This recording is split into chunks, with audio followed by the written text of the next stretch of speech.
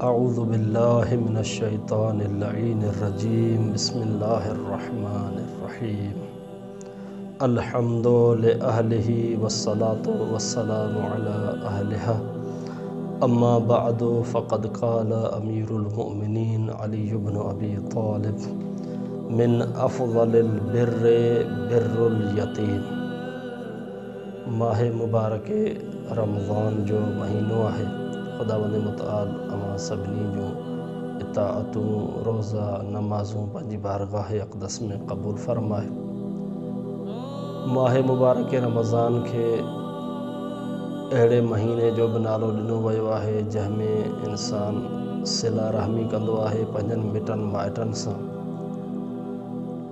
अॼु जंहिं मौज़ू जे बारे में अव्हां सां ॻाल्हाइण जो इरादो आहे उहो आहे त आइमा अलैहिमुस्सलाम जन जी रिवायात में हिकु यतीम इंसान जो ख़्यालु करणु ऐं यतीम खे पालणु ऐं परवरिश करण जी छा अहमियत ऐं हैसियत आहे।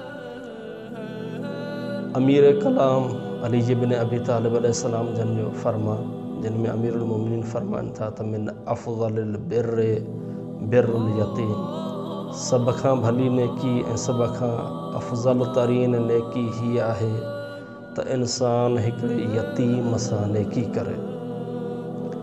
यतीम सां नेकी करण जो मतिलबु इहो आहे त अगरि हुनखे कंहिं शइ जी ज़रूरत आहे त उहा शइ उन जे लाइ मुहैया कजे।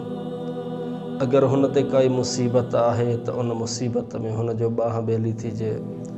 अगरि हुन सां कंहिंजो को मसइलो आहे त उन मसइले में अगरि हुन जी इंसान हमकारी करे ऐं मदद करे त इहा बि यतीम जी पालना जे ज़ुमरे में अचे थी।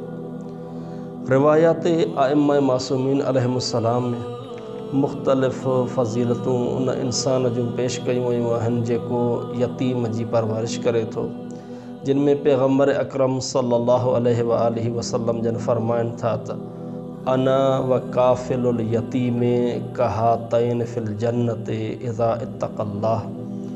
मां ऐं पैगम्बर फरमाइनि था मां ऐं यतीम जी परवरिश करण वारो शख़्स जन्नत में ईअं गॾु हूंदासीं जीअं ही ॿ आङुरियूं पाण में गॾु आहिनि। यानी पैगम्बर अकरम जन असां सभिनी खे इन शइ जी तरफ़ मुतवजे कराइणु चाहिनि था त ए इंसानो, दुनिया में अफ़ज़ल तरीन आमाल मां हिकु अमल इहो अथव त यतीम इंसान जेको आहे उन्हीअ जी तव्हां पालना कयो, उन जी ज़रूरतुनि खे पूरो कयो। हिकु मरतबा पैगम्बर अकरम जन रस्ते में अचनि पिया पंहिंजे सहाबनि सां गॾु।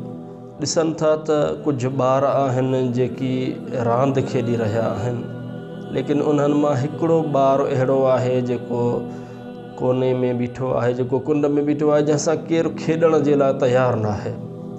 उन हीअ वक़्तु पैगम्बर अकरम जन उन ॿार जे नज़दीक वञनि था, वञी करे उन ॿार खे फरमाइनि था छा सबबु आहे जो ही सभु ॿार रांदि करे रहिया आहिनि ऐं तूं रांदि नथो करीं।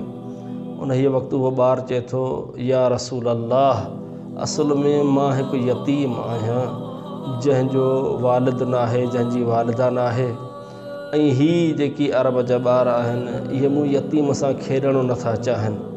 उन हीअ टाइम ते पैगम्बर अकरम जन उन यतीम खे दिलजोई ॾेई करे हिकु जुमिलो फरमाइनि था, छा तूं राज़ी आहीं त अॼु खां बाद में मां पैगम्बर तुंहिंजे बाबे जी हैसियत इख़्तियार कयां? छा तूं राज़ी आहीं त अॼु खां बाद में तूं मूं पैगम्बर खे पंहिंजो बाबो सॾु? यानी उहो पैगम्बर अकरम जेको पाण हक़ीक़त में यतीम रहियो आहे, लेकिन उनखे यतीमनि जो वाक़िअनि एतिरो ख़्यालु आहे जो अगरि कंहिं यतीम खे ॾिसे थो त हुनजी दिलि जेको आहे सो में हिकिड़ो उनजी दिलि में हिकिड़ो जेको आहे सो ॾुखु पैदा थिए थो त काश जेको आहे सो इन यतीम खे केरु पाले हा, काश केरु इन यतीम जो ख़्यालु करे हा। वरी असां मुख़्तलिफ़ रिवायातुनि मां जेका हिकिड़ी रिवायत इमाम सादिक़ अलैहिस्सलाम जन जी आहे, इमाम अलैहिस्सलाम जन फरमाइनि था अगरि कोई शख़्स कंहिं यतीम जे मथे ते ऐं यतीम जे सिर ते हथु रखे थो, रहमत वारो हथु रखे थो, खुदावंद मुतआल उन शख़्स हथ रखण वारे खे उन यतीम जे सिर ते जेतिरा वार आहिनि उन्हीअ जेतिरियूं नेकियूं ऐं नूर क़यामत जे ॾींहुं अता कंदो। अॻे नहीअ मां सम्झ में अचे थो त यतीम परवरी यतीमनि खे पालणु हिकु अज़ीम इबादत आहे। वरी पैगम्बर अकरम सल्लल्लाहु अलैहि वसल्लम जन खां हिकु रिवायत आहे। पैगम्बर अकरम जन फरमाइनि था त ख़ुदावंद मुतआल जन्नत में हिकिड़ो घरु ठाहियो आहे जंहिं घर जो नालो दारुल फ़रह रखियो आहे ऐं उन दारुल फ़रह में पैगम्बर फरमाइनि था ला यदखुलहा इल्ला मन फ़र्रह यतामल मुमिनीन। उन दारुल फ़रह में केर बि दाख़िल नथो थी सघे सवाइ उन शख़्स जे जंहिं कंहिं यतीम जी दिलि ख़ुशि कई हुजे। अगरि आइमा मासूमीन जी ज़िंदगी में असां ॾिसूं मख़सूसन अमीरुल मोमिनीन अली इब्न अबी तालिब अलैहिस्सलाम जन जी ज़िंदगी असां ॾिसूं त अमीरुल मोमिनीन जी कुल ज़िंदगी यतीम कूफ़ा खे ऐं यतीमान शियान खे पालण में गुज़री थी वञे। अमीरुल मोमिनीन जेको अमीर कलाम आहे, रिवायत जा जुमला आहिनि त अमीरुल मोमिनीन अली अलैहिस्सलाम जन खे जॾहिं ज़रबत लॻे थी 19 रमज़ानुल मुबारक जी राति हिकिड़े हकीम खे आंदो थो वञे त अमीरुल मोमिनीन जी चेकअप करे, अमीरुल मोमिनीन जी ज़रबत जो हवालो ॾे। जेॾीमहिल उहो शख़्स चेकअप करे थो त अमीरुल मोमिनीन जे ख़ानदान वारनि खे इहा नसीहत थो करे त हिन वक़्तु अमीरुल मोमिनीन खे जंहिं शइ जी घणी ज़रूरत आहे ऐं इन ज़ख़्म खे ठीकु करण में जेका मददगार साबित थिए थी उहो माखी ऐं खीरु आहे। जेतिरो थी सघे अवां अमीरुल मोमिनीन जन खे माखी ऐं खीरु पीआरियो। चवनि था त इहो जेॾीमहिल ॿुधनि था कूफ़े में इहो ऐलान थी वञे थो त ए कूफ़ियो जंहिं वटि बि खीरु ऐं माखी रखियलु आहे उहो शख़्स अचे ऐं अमीरुल मोमिनीन जे लाइ खणी अचे। चवनि था जेॾीमहिल इहा सदा कूफ़े जा यतीम ॿुधनि था त ईअं वॾी लाइन ऐं क़तार ठाहे बीहनि था ऐं सभु अची करे उते हाज़िर थियनि था। हर हिकु यतीम पंहिंजे हथ में हिकु प्यालो खणी अची करे, हिकु माखीअ जो प्यालो ऐं हिकु खीर जो प्यालो खणी अची करे अमीरुल मोमिनीन जी ख़िदमत जे लाइ हाज़िर थियनि था। काश कंहिं पुछण वारे पुछियो हूंदो त तव्हांजो कहिड़ो रब्त आहे अमीरुल मोमिनीन सां त उन हीअ वक़्तु उन्हनि जवाबु ॾिनो हूंदो त इहो ई त आहे जंहिं असांखे पंहिंजे बाबे खां बाद में बाबे वांगुरु ख़्यालु रखियो आहे। राति जे टाइम ते बाबे वांगुरु खाधो खारायो आहे। राति जे टाइम ते अची करे असांजे सिरनि जे मथां शफ़क़त जो हथु रखियो आहे। हा मोमिनो, अहिड़े नमूने सां अमीरुल मोमिनीन अली अलैहिस्सलाम जन यतीमनि जी पालना कनि था। जनाब सलमान फ़ारसी खां रिवायत आहे त चए थो असां हिकु मरतबो अमीरुल मोमिनीन जी बारगाह में वेठा हुआसीं त हमदान मां कुझु दोस्त अचनि था, कुझु याराने अमीरुल मोमिनीन अचनि था जिन खे अमीरुल मोमिनीन अलैहिस्सलाम जन ॾिसी करे हाल हवाल वठण खां बाद में अमीरुल मोमिनीन अली इब्न अबी तालिब अलैहिस्सलाम जन खे उहे शख़्स चवनि था या अली तव्हांजे लाइ असां हमदान जी हीअ मख़सूस माखी खणी आया आहियूं जेका तव्हां सां मख़सूस आहे ऐं तव्हां ई खाओ। उन हीअ टाइम ते अमीरुल मोमिनीन फरमाइनि था तव्हांखे ख़बर आहे त मां उहो अली आहियां जेको सुकी मानी ऐं नमक सां मानी खाइण वारो अली आहियां। मां अहिड़ियुनि शयुनि जो शौक़ु नथो रखां, लेकिन हा सलमान वञ तूं वञी कूफ़े में इहो ऐलान कर अॼु सभु कूफ़े जा यतीम अचो, अली अलैहिस्सलाम पंहिंजे हथनि सां उन्हनि यतीमनि खे माखी खाराईंदो। जेॾीमहिल सभु यतीम अचनि था सलमान बयानु करे थो त अमीरुल मोमिनीन उन हीअ माखी खे प्याले में लाहे करे पंहिंजे हथनि सां यतीमान कूफ़ा खे खाराइनि था। उन हीअ वक़्तु सलमान फरमाए थो मुंहिंजी दिलि में इहो ख़्यालु अचे थो ए काश सलमान तूं बि यतीम हुजे हा त तूं बि अलीअ जे हथां इहा माखी खाए हा।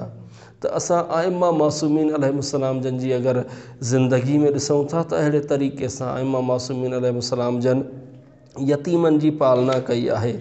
इमाम मुहम्मद बाक़िर अलैहिस्सलाम जन खां रिवायत आहे, इमाम जन फरमाइनि था 4 शयूं अगरि कंहिं इंसान में अची वञनि त अल्लाह ताला जन्नत में उन इंसान जे लाइ हिकिड़ो घरु बणाए छॾे थो।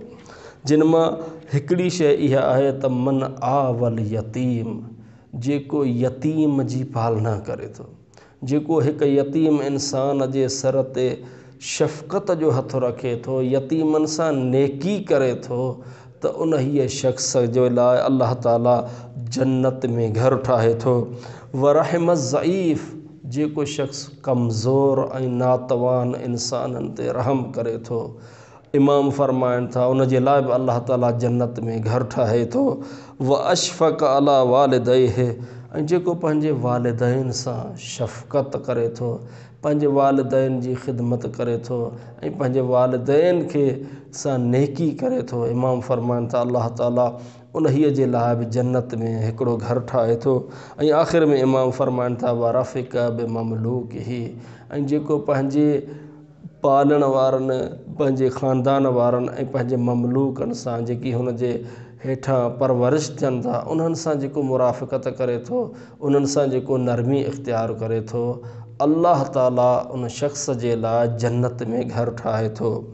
इमामी पैगम्बर अकरम सल्लल्लाहु अलैहि वसल्लम जन खां रिवायत आहे जो पैगम्बर जन सभिनी खे नसीहत कंदे इहो फरमाइनि था त कुन लिल यतीम कल अबिर रहीम, तव्हां यतीम सां ईअं थी वञो ॼण हुन सां को रहीम ऐं रहमत करण वारो बाबो हुजे। वअलम अन्नक तज़रउ कज़ालिक तहसुद, इन करे जो तव्हां ॼाणे छॾियो तव्हां जेको हिन दुनिया में पोखींदव, क़यामत जे ॾींहुं बि उन हीअ खे लुणंदव हली, नतीजो बि उन हीअ शइ जो मिलंदो। ही माह मुबारक रमज़ान आहे, अमीरुल मोमिनीन जो महीनो आहे, ख़ुदा जो महीनो आहे। हिन महीने में असां सभिनी खे जेतिरो थी सघे यतीमनि जो ख़्यालु कयूं।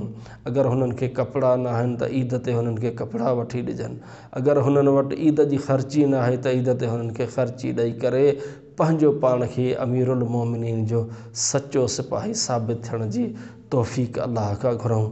व आख़िरु दावाना अनिल हम्दुलिल्लाहि रब्बिल आलमीन।